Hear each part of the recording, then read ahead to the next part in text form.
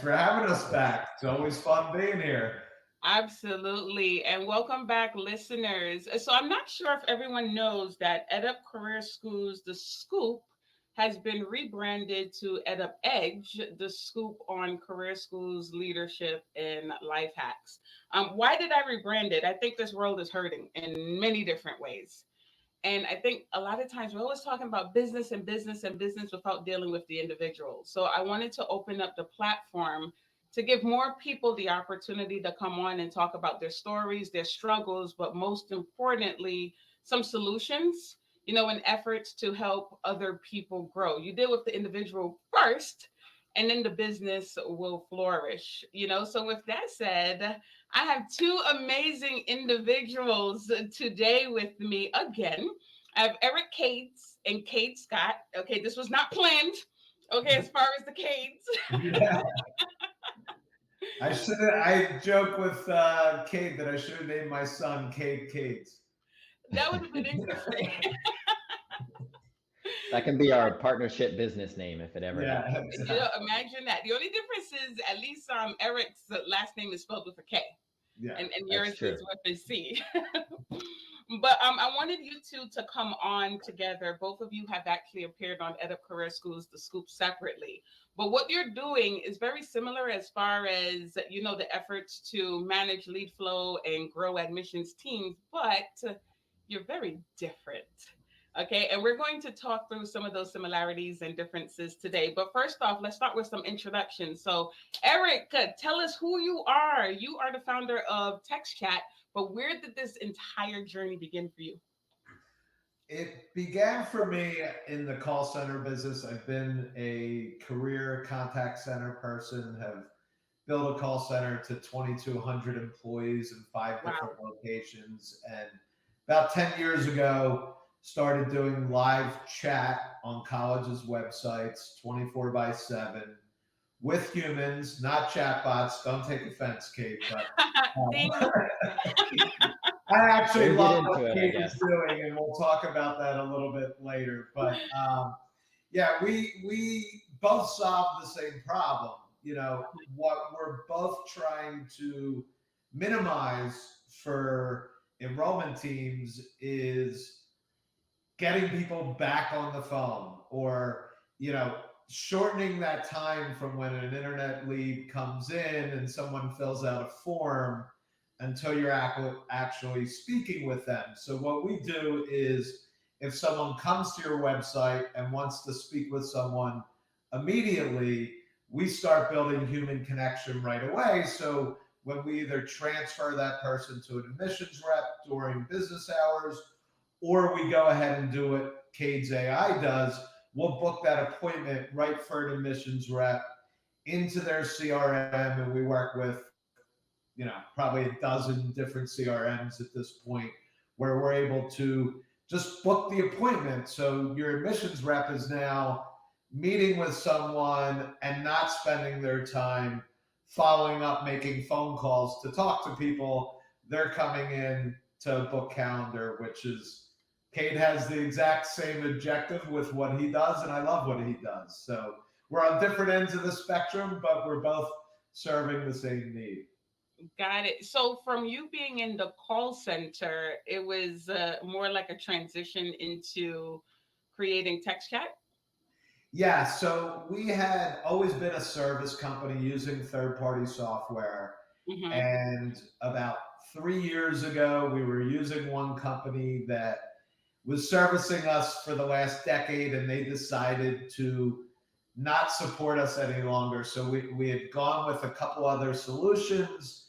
They couldn't deliver on what they promised us. And ultimately, about a year and a half ago, I decided we need to build this ourselves. And since we did build it ourselves, so now we're the software and the service, our conversion rates have really gone through the roof, and it's everything that our clients have always wanted. So, that's where we are, and we will be incorporating some AI at some point in the future as well. Okay, awesome. Love it. All right, Kate, talk to us. Why Yeah, higher education? I always ask that question because it's a beast. So, it what is is a your beast. background? Yeah, so I fell into higher education. Maybe that's how everyone. That's what everyone says. A But learned profession. um, I started out as a creative writer. That's what I went to school for, and that's what I wanted to be. I wanted to write novels and become a stuffy old professor. But life perspective did change, Hmm. and I pivoted into marketing. And into marketing, I had a family member actually who was a dentist that wanted to start a dental assisting school in Nashville and knew I was a marketer and said, hey, could you help me out um, acquiring students and also, getting applications and converting those applications. So Hmm. marketing and enrollment. And so I was like, sure, yeah, why not? Not knowing what the beast was until I went into, I guess, higher ed trade school, if you want to say that's a similar thing. But uh, so we just figured out, hey, we can drive applications and convert applications and through a series of events. Um, Used AI to help me do that, which we'll get into, and kind of snowballed from there, where I was like, okay, this worked for this pilot program in Nashville. Could it work for other kind of smaller trade schools across the nation? And we're in the process of proving that model out with about 10 other dental assisting schools right now. So um, I similar to Eric, I utilize kind of a personalized speed to lead system. He Hmm. uses humans. I use AI to help aid where to aid with that, and I offer a done for you kind of marketing and enrollment services for trade schools. Got it. So here's what's interesting. Okay, sometimes LinkedIn can be the place to go to for information, but then also entertainment.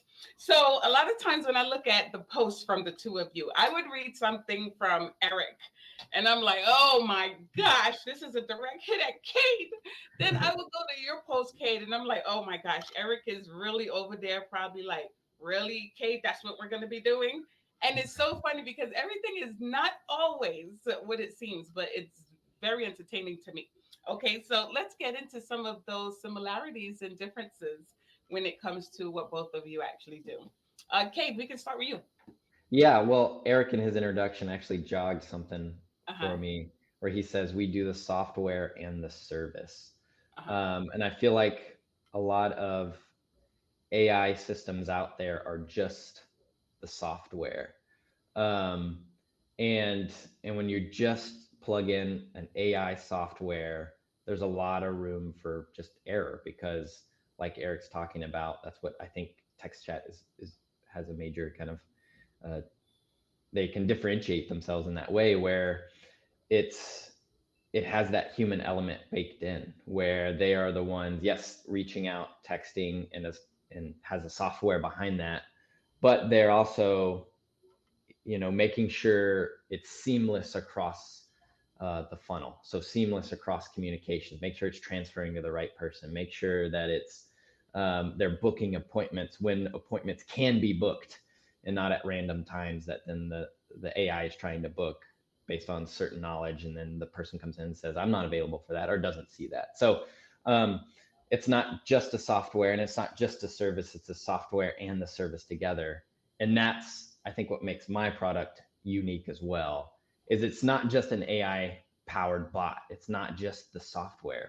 I'm combining the service with it as well to make it seamless. So it's not this weird handoff between AI and human. It's what I think is the perfect meld of AI and human. AI is not replacing the human, and humans actually getting help from the AI, and it's not creating kind of an extra step. And so, in that way, we're aligned, I believe. And Eric could maybe shed some more light on this. He's against AI, but I feel like AI is just the software, right? Whereas I'm also against AI as just the software, and where I think my AI differentiates itself is I integrate the service, the done for you aspect on top of the software. Okay. Good. I couldn't agree more. You know, when Kate and I first spoke, it was like a love fest because we both have the same objective of getting enrollment admissions reps and counselors speaking to people. And his solution, as opposed to AI only solutions, which often say, yes, they can do a great outbound text and respond and seem like a real human. But when they say, okay, I'm going to call you at this time, and then there's no one there to pick up that call, or they do get the person on the phone and then try and transfer to an admissions rep and no one's there. Well, great, you saved a lot of money, making that outreach, but at the end of the day, people aren't talking to people. Mm. And we both go from the approach of using technology to get people to talking to people. And, in Cade's solution, what I love about it is, like he said, he provides the whole end-to-end solution to make sure people are talking to people. So not only does he drive the leads, but he also has his own CRM where he's actually setting those appointments right there in the CRM. So the rep shows up for the meeting. Whereas in my world, and I work with generally some larger clients, they have a multitude of different CRMs. And so we make it easy, no matter what CRM you're using, for us to set that appointment directly into your CRM. So again, your enrollment reps are speaking to people, not spending all day chasing people, which is what both of our solutions are about. We want to, the most inefficient part of the enrollment process, which is getting harder and harder and harder with people not picking up the phone, Mm-hmm. is having reps making phone calls all day long when they're trying to focus on counseling people. They should be two separate functions, and they need to be more focused these days on counseling people, and then using technology with some human in the loop, like Kate and I are deploying, to make sure that your enrollment reps are just talking to people and not spending half their day chasing people. Yeah. And Absolutely. and I would say, Okay. just to Mm-hmm. add on that, we're providing a great customer experience for the rep and the student. So we're creating that kind of seamless experience for both parties, where when I look at Eric's posts, I actually agree with him. It may seem like we're going at it, but I agree with the aspect, because we're not just implementing technology, Mm-hmm. saying setting it and forgetting it, and saying like, all right, you set it up, or we'll lead you this far, and then you have to make sure you pick it up and go. We're working with the rep and the student to make sure it's a great experience, kind of for both. Um, And unfortunately, that's what most AI companies are selling. They're saying, oh, this is going to do it all for you. You don't mhm. need the rep. You can cut reps. You can save money, all that kind of stuff. And we're both opposite of that approach. And actually, right before I jumped on the podcast, I just posted this article that was in the Wall Street Journal today, that customer service is at an all-time low. If you read the article and look at the chart from Forrester, customer service has gone straight downhill.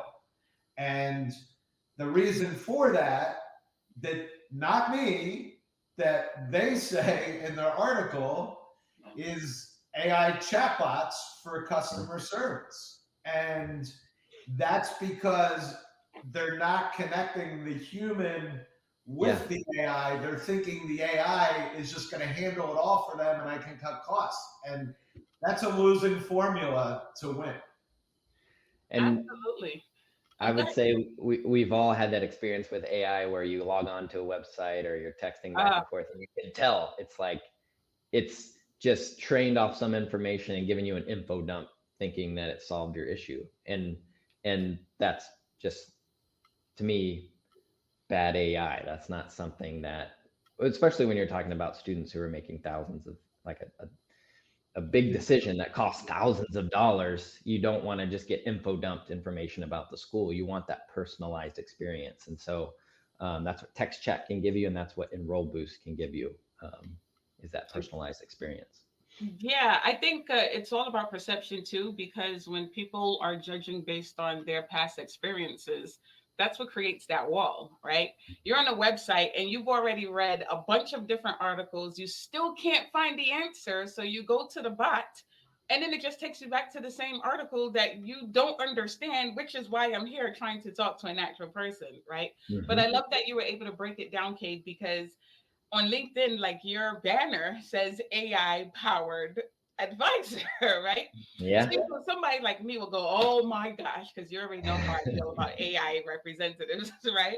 But now when you really start to break it down and you understand exactly how you use the CRM and the AI to Mm. actually come together to now create that human experience, now it makes better sense, right? So Yeah. Now you're thinking I maybe should change my LinkedIn banner to at least, or at least have an like a parentheses or something asterisk that just says not your typical AI powered bot or something oh, I like love that, that. I love that. $15 for that idea, okay? Yeah, deal. I'll give you the commission off any new business. Yeah. But it's funny. So if we break it down, Eric, because you work with bigger schools, it's kind of like, when you're installing stuff into a vehicle, plug and play, right? They already have different systems in place, and you are coming and you're plugging your system into what's already built. For Cade, you work with smaller schools who probably don't have anything at all. No. Right? So now it's like you come with the CRM and the process. So Yes. that's how you two can actually differentiate exactly how your systems work. And he has the lead generation too with all of his expertise, which is, amazing. If you're a smaller school, like he's enrollment in a box, essentially everything Yeah. you need to launch a school. And think of the money and time wasted that people spend trying to figure out what he can just do for you. You know, Mhm. you don't really need a marketing team very much, if you hire a kid. And Absolutely. it's funny because I first started with I'm just going to sell the AI powered admissions bot systems post application. And I ran into a lot of that issue with the other, just kind of like, they're just small business owners. They're dentists, doctors, fill in the blank, entrepreneur who wants to start a school but is doing every function. And it's like, okay, hey, how is your lead follow up? And they were telling me, I just need leads. And I'll worry about the lead follow up when I get the applications. And I was Yeah. like, okay, maybe I need to add the done for you marketing and enrollment Hmm. piece to take away those two functions for small business owners who are already doing everything else. So at first I wanted to just go in with the AI, and then I was like, yeah, this lead generation is needed in this space. I love it because that's how you're able to build a business, right? There has to be Mhm. a need for it in the first place. And when it comes to admissions, first of all, admissions is a beast all by itself, right? And no one wakes up one day and say, I'm just going to create a random business, right? What you two are doing is phenomenal. What are some of the things that you were seeing in admissions teams that said, you know what? They need some help and I need to create some type of process to actually aid these teams in, lead management and follow up. What were some of the setbacks that we can talk about in admissions? For me, I think, and I just came back from the CQ conference, and for the first time ever in over a decade that I've been supporting higher ed institutions, some of the lead generators are starting to listen to me, that they're driving media and they're driving people to websites. And I have said, look, and they all know, I haven't even had to say for the first time, that getting those people that you're generating these leads for back on the phone is getting harder and harder and harder with people not picking. My phone goes straight to silence. My daughter, who's 21, if I ask her to call the admissions office, she's like, no, I'm not calling them, because of Ohio State. And so, um, what I've been able to kind of impress upon certain teams is we need to stop requiring admissions reps to be follow up people, and we need to get them to start being counselors and then start using technologies and support teams like ours that can be there 24 by 7, um, to book the appointments for them so they can focus on what they do best. And I think that's what I'm hearing. It's admissions teams are not getting people on the phone. Those numbers are going down. They're, you know, the more the numbers go down, the more they have to spend time doing the follow up as opposed to the counseling. So I think we need almost a 180-degree shift in the way we look at the business of higher education, in that we really need to kind of divide this between getting the appointment set, whichever way is best for your institution to do that, and then focusing on counseling. And those are two separate functions, because if with the diminishing returns of trying to get people on the phone, it's not going to work long term. It's going to put you out of business if you keep working that way. Hmm. So that's loaded because here's the thing: when it comes to counseling, it's going to take a full reconditioning of higher ed altogether. I've been in the industry almost 18 years, and I remember when I started off as an advisor, counseling was like a no-no. You can't say that word. You can't say therapy, nothing. It was about you need to be able to make this class start. Okay, we have X amount of students that need to start on this day. So now advisors are conditioned that when they pick up the phone, I'm thinking about the end result. I pray that you come in for this appointment tomorrow. Or I really hope that you would enroll. And the counseling part is non existent. They're Yeah. not building relationships over the phone. I think I was telling you guys that I was doing a one on one consultation with an advisor on Saturday. And Yeah. she said that really and truly, when she picks up the phone, the only thing she's thinking about is the fact that her DOA is saying, you need four, you need four. And the entire middle of the conversation is missing. She's like, I'm not building rapport with anyone. And then after I explained it to her, she said, it seems like we're supposed to be counseling people. And I'm like, there you go. That is the process, especially nowadays. Gen Zs, okay, they have a lot of phone anxiety. And I think a lot of students, they don't want to call schools because they already know the spiel. I'm gonna be asked the same 10 questions that have absolutely nothing to do with me and why I called in the first place. Mm. And there's a disconnect. Mm. And I think that pressure of hitting those numbers is also causing lots of needy students to fall through the cracks, Yep. because as an admissions representative or counselor, um, officer, bunch of different names in our industry, Specialist advisor.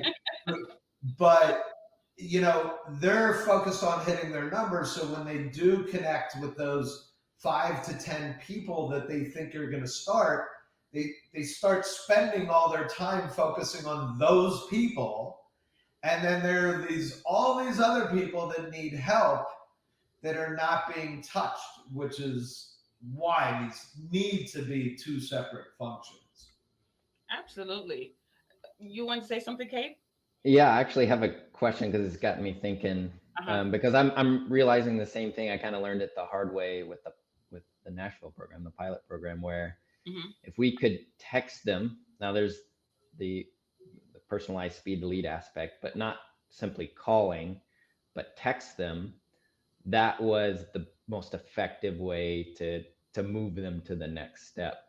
And most of those were Gen Z students. So I'm wondering why, what in y'all's opinion, and I'm from the South, so I say y'all, but in your opinion, why why are students, why do they have phone phobia? I know you've kind of touched on it, but like, is it because they're sales resistant? Like like you're saying, Kathy, when they know when they're going to talk to admissions counselor that they're going to get pitched, not counseled.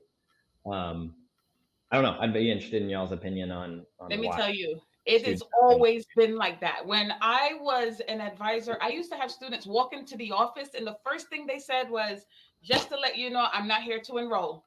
I'm just here for information, right? I've had students tell me, I know that you guys get paid commission, and this is what students are conditioned to think. And honestly, you can't blame them because when you call schools, I shop so many schools, and they're trying to get me in for an appointment on like the second question. And I'm like, wait a minute. All you told me so far was how great you are and how many programs you have. And then it's okay. So, what I want to do is set up a tour. And I'm like, why? Why would I travel 2 hours to your school? You have not sold what's in it for me yet. And I think when students are talking to so many schools and it's the same process, when they get to the school who actually wants to have a genuine conversation, Mhm. they're automatically conditioned. Here we go. Their goal is to get me to come into that school. And I just want information. So there's already a wall up before the advisor has an opportunity to build a relationship. That's my opinion. What about you, Kate? I'm Eric. Yeah, I think, well, a couple things. I have a 21-year-old, an 18-year-old, and a 15-year-old, and they have all grown up texting and Snapchatting. Mm-hmm. And now they're, interestingly enough, they're happy to do a FaceTime. They're, FaceTiming is fine, yet, or a Zoom. And I think they're just not conditioned for it. I'll never forget when my daughter was about 16 and I was just sitting across the dinner table from her trying to have a conversation, and she was just looking at all her friends' Instagram and whatever. And only when I texted her across the table did she respond to me right away, of course. Like Mm. she saw my Wow. text pop up. And that's what I love about Cade solution. That's what I love about texting. I think there's just this in since they're not used to it and they don't do it. I think there's just this inherent feeling also that it's a intrusive to some respect, and like you said, Kathy, they feel like they're going to get sold. And Kay can tell you this, and I can tell you this. When you text first and say, hey, when's a good time to chat?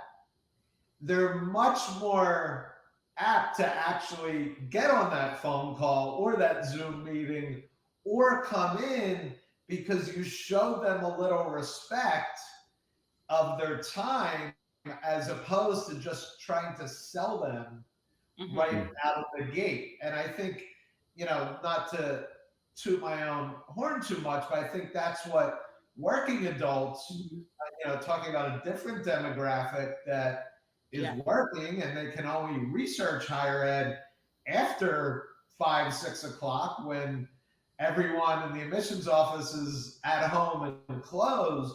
The fact that we're there to answer real questions like, do my credits transfer and do you have this program at that location, that also breaks down a barrier for them because we're not a chatbot.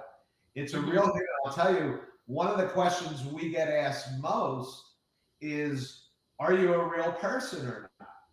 And if you have to, Interesting. if you ask yourself, like, why are they asking that question? Is it because they think that it's so good that, oh my God, how could this chatbot be Mm-hmm. this good and this personable? Or is it, wow, this school is going to that level to staff 24/7 with a Yeah. real human, and that means something to me. They're showing me some empathy, some trust factor, that they're just not throwing up some bot that is spitting information at me. They're actually listening to me. And I think it's all tied into like why that initial phone call is just like red flag, red flag, red flag, um, to prospective students. Mm. I, And it I think, makes, go ahead. I was about to say, it makes, like, even just in my own experience and listening to you, Kathy and Eric, it makes so much sense. Like it makes, like, if you are able to respond to a lead quickly, and lead, I mean by student application, and just have like a genuine personal conversation, it goes a long way both ways for the student. Like it builds that trust, and they're more likely then to take the next step and or enroll. It seems so great and logical, but rarely is it done. And that just it kind of It's astounds me look that at this. Look at my post today. You know, the Wall Street Journal, like customer service going like this. And if you look at the best companies, and even the AI chatbot companies themselves, Microsoft, Chat GPT, Salesforce, when you're inquiring about buying something from them, they move you right to a live person Yeah. immediately. Let me get you to a live person because of all those things. And all the best companies in the article or in our post, we talk about how Walmart and Costco are getting rid of self-service checkout. They're finding it's causing more Mhm. problems than having a person there to check them out. And we're talking about the greatest companies in the history of our country that, you know, realize this kind of stuff. Yet in higher ed, where Clayton Christensen predicted 15 years ago that over half of higher ed institutions will go out of business, people are still looking for that shiny new, let me just buy this tech because it's going to save me money, and trying to do anything possible to take Mhm. the human component out, where all the data shows over since the beginning of tracking data that the first business you speak with is generally the one you buy from 75% yeah, of the time. yep, So to all Cade and I try and do is get people talking to people, and you know, it's AI and service. It's having that person there when the person is needed to make it happen. Do you think that there's a huge decline in customer service when it comes to higher education? Because the word customer service, the term, is something that higher education has never embraced, right? And when you, because they don't want to look at our students as consumers, but they are consumers, right? Right. And it's kind of like when you look at the companies who are customer service based, it's all about walking the customer through the process. And because higher education does not want to embrace that, admissions is not trained on how to walk students through the process. It's just how to go from the beginning to the end, skipping the middle. And I think Brian Maggio had a post earlier today about the days when the DOAs used to walk the students to the parking lot or meet the appointments outside to bring you into the school.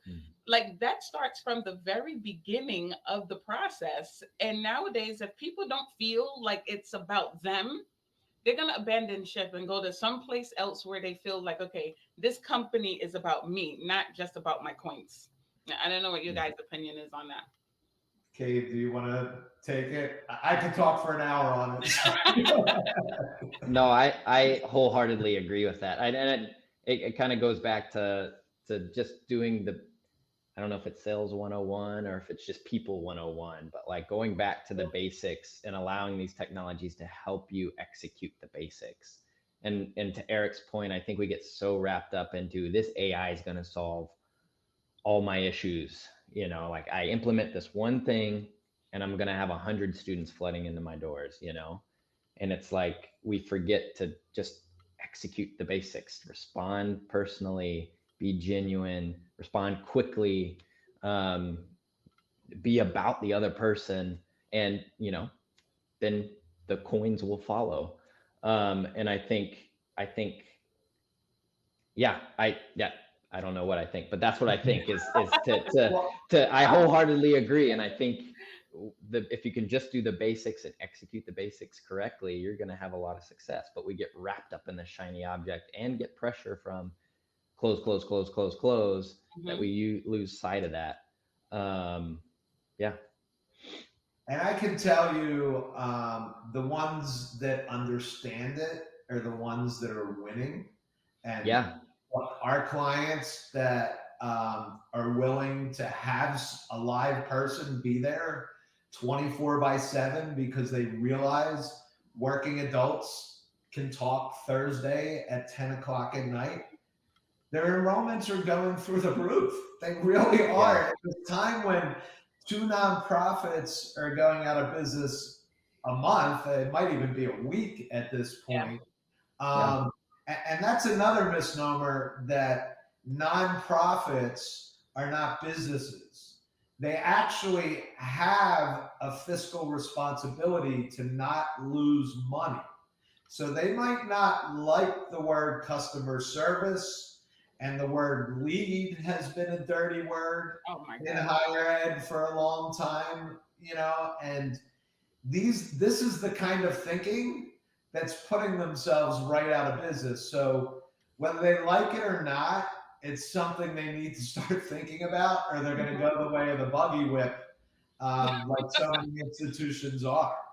And Period. it really has to come from leadership down.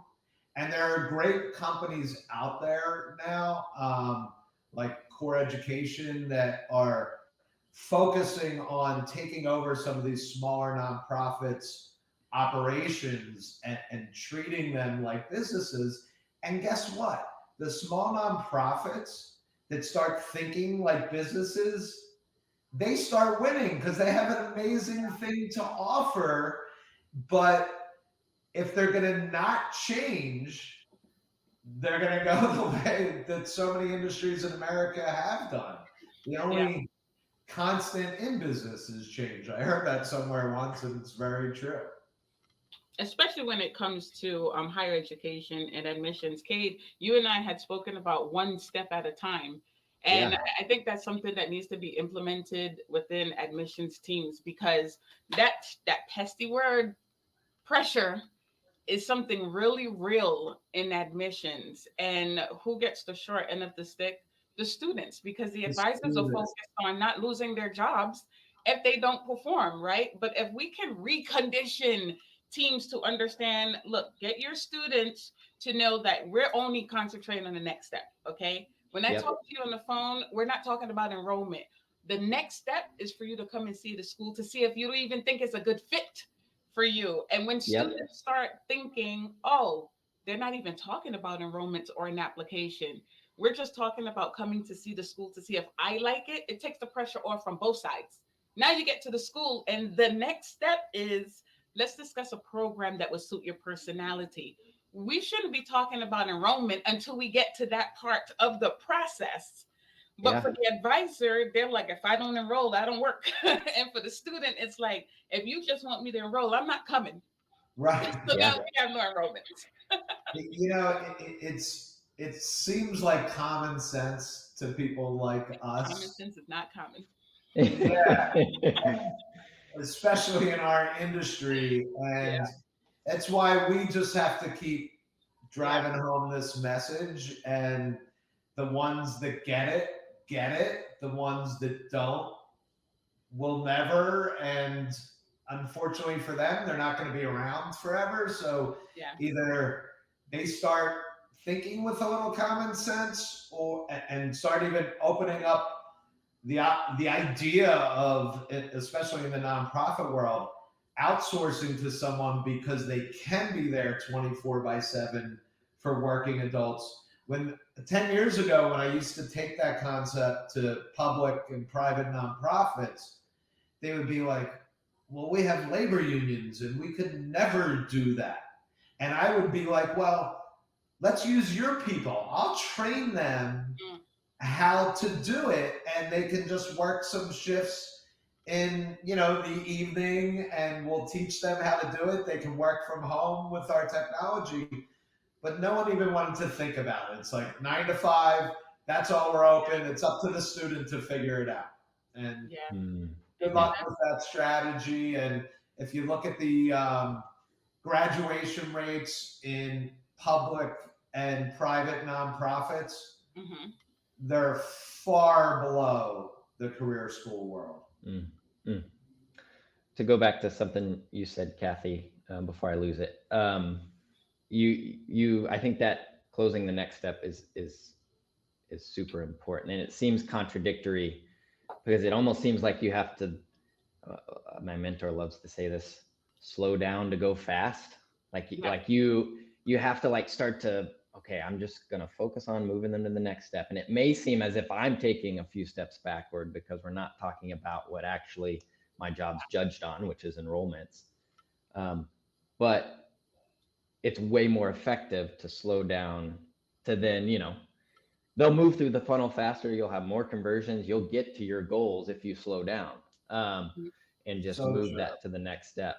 Um, but it takes that mindset shift, like we've been talking about. You just have to like trust and almost try it Yeah.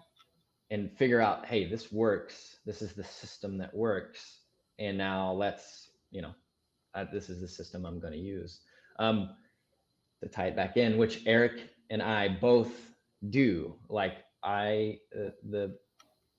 from my understanding, Eric's text chat closes that student on the next step, whatever that next step is, whether it be a appointment tour or a call or just answering a piece of information that builds a little bit more trust, adds value, is immediate. Same with what I found early on with my with running the pilot was if you try to send an acceptance email and then get them to pay tuition right then, no one's going to enroll.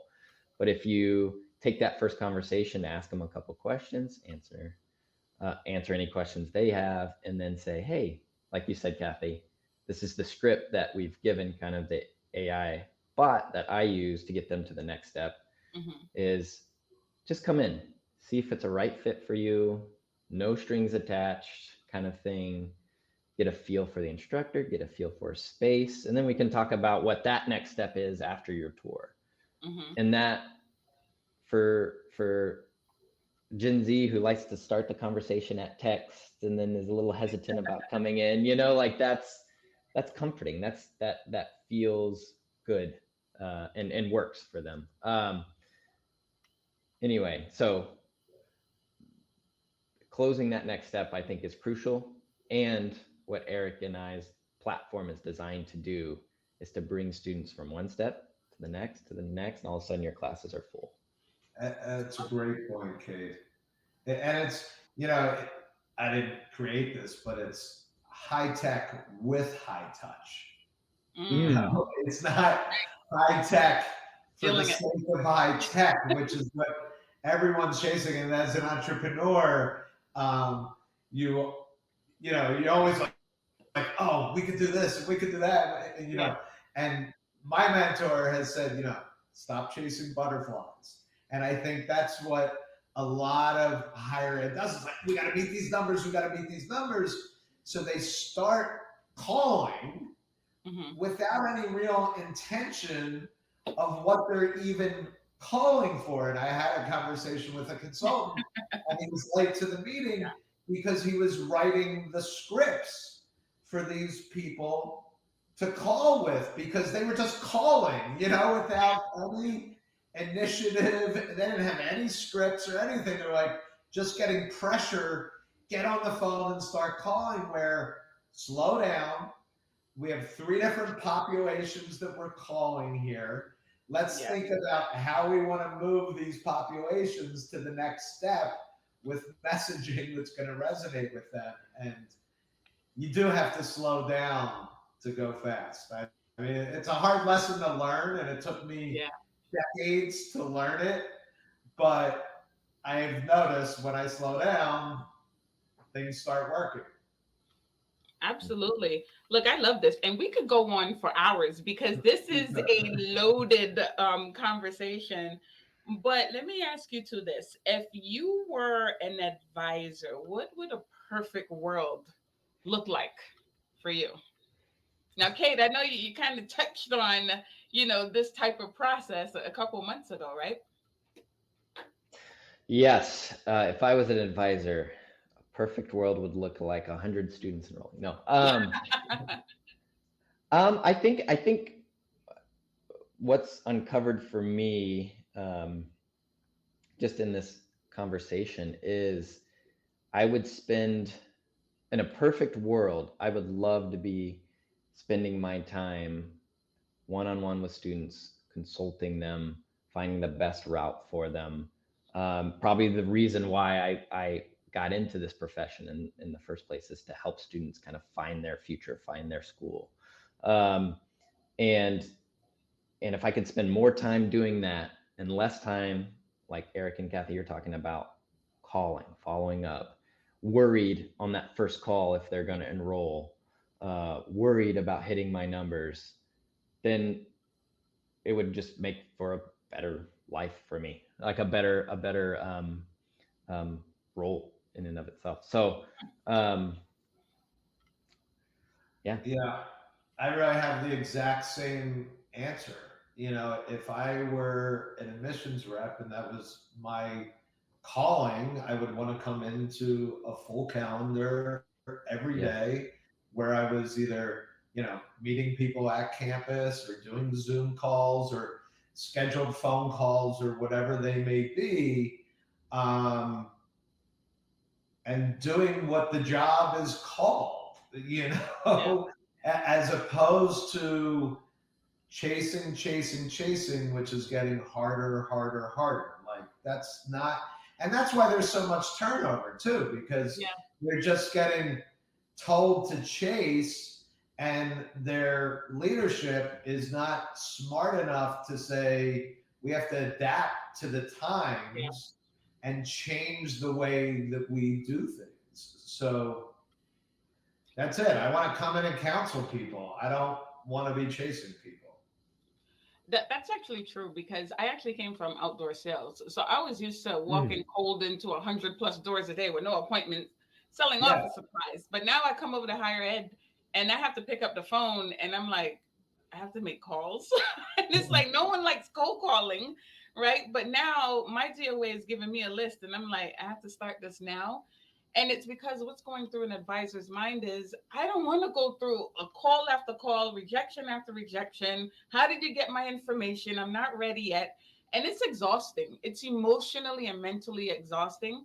So by the time you get through 25 calls of that and your appointment shows up, some advisors, they don't have anything left to give. And that's their first appointment for the day.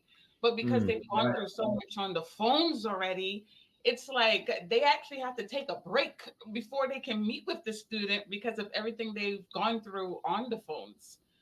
So when you really look at it like that, yeah, I would prefer to come into people who are already interested because they're in the lobby.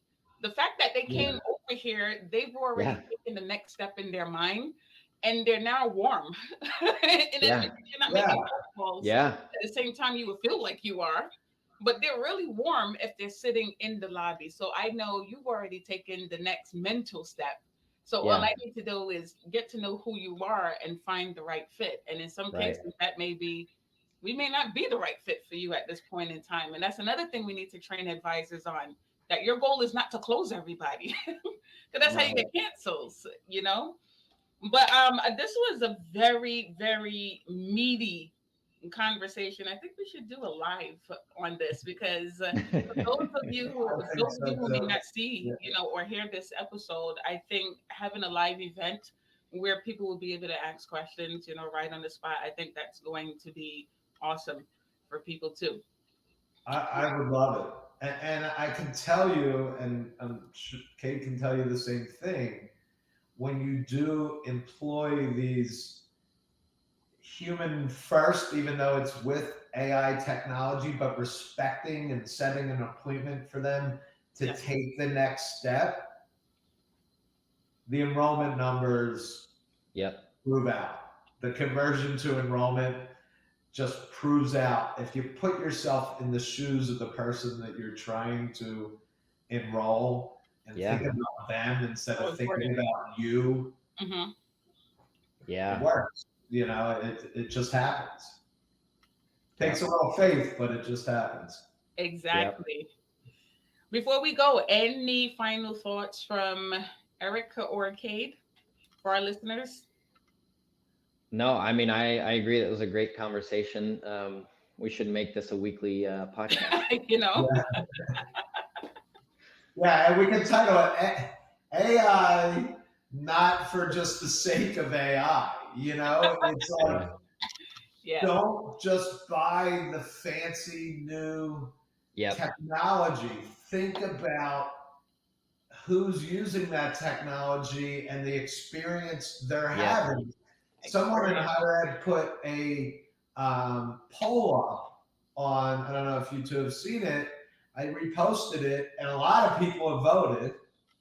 And I'm not talking to what Cade does here. I'm talking about AI chatbot on a Mhm. website. 90% don't like it. Oh, yes, I did see that poll. Yeah, 90%. Okay, listen. If Yeah. 90% of people say they don't like them, why are you thinking you're cutting costs and forcing that on your Yeah. prospective students? All you're doing is pushing all that marketing that you've spent on away. And it's Yep. it's Absolutely. frustrating to see. It's like, here's the data. Forrester research just showed that customer service went like this, and they're correlating it directly to AI Yep. chatbots for customer service. And yet people are still buying this crap, for, Yep. for lack of a better word. Yep. Exactly. It brings me back, right back to what we were talking about at the beginning. It's Uh-huh. it's it's still the basics, right? Yeah. Like this, listening to your customer and understanding them, what's their experience. That's got to be the first thing you think about, and how you decide on certain tech. Um, Otherwise, like you're saying, Eric, you're going to choose the shiny object that works for you Mm-hmm. to the detriment of your customer, which in this case is the student. Also, what comes to mind is, based on what you're talking about, Kathy, and about my LinkedIn banner, and then Eric, I need to rebrand in some way just to make sure people know when they land. It's like, yes, I use AI, but it's not your 90% poll, I hate them AI. Uh-huh. It's Yeah, a human infused complement AI that's totally. Yeah. personalized. It isn't an info dump AI that's going to push your leads away. It's actually going to convert those leads. I like Yeah. that. Human infused AI. Yeah, It creates a lot of curiosity and make people go, what do you mean human infused maybe AI? that's on the banner now. Human infused Yeah. There AI. you Kathy, go. you get another commission I check think after it's this. important. And there's so many AI companies out there, Yeah. and AI is really becoming a commodity. You know, it, Yeah, yeah, it's not expensive to do AI anymore, with Yeah. some of the off the shelf tools. And a lot of these AI companies aren't making any money. And so, to your point, Cade, it's that human infused AI yeah. that is the difference maker. And that's what sets us apart. With the customer experience in mind, I think that's Yeah. the biggest thing So too. It's like it's Yeah. it's taking into account um, the customer experience, and AI is coming alongside to aid in that experience, not Yeah. take away. there you go. Love it. Well, you know what? Cade and Cade. Cade and Cade's. Hey, Kades. Yeah. Thank you so much for joining today. It was an amazing conversation. I had a lot of fun. I really hope that the listeners take notes, okay, on everything that was discussed today. But until next time, see you again. Take care, guys. Bye bye. See ya. I really hope that you enjoyed that episode. I have been working diligently to bring awareness to career schools. There's so much that they have to offer our students and our community. Every single role within the admissions process is critical, whether you're a part of the admissions team, financial aid, career services, academics, everyone deserves a voice. Admissions is the first point of contact for your school. So you want to ensure that you have a team who exudes confidence, passion, and a clear understanding of effective communication with our potential students. I totally understand the pain of missed class starts, low appointment and enrollment conversions, and this is why I created Next Level Admissions Training by Motivate with K.A.T. This platform is a step-by-step process, and it is going to train your new and tenured advisors in every single step of the enrollment process to ensure that our students are inspired and they're ready and prepared to start class. Admissions is not easy. It can be very challenging, but it's definitely worth it. So if you're ready to take your school to the next level, head on over to lessons.motivatewithKAT.com and check out Next Level Admissions.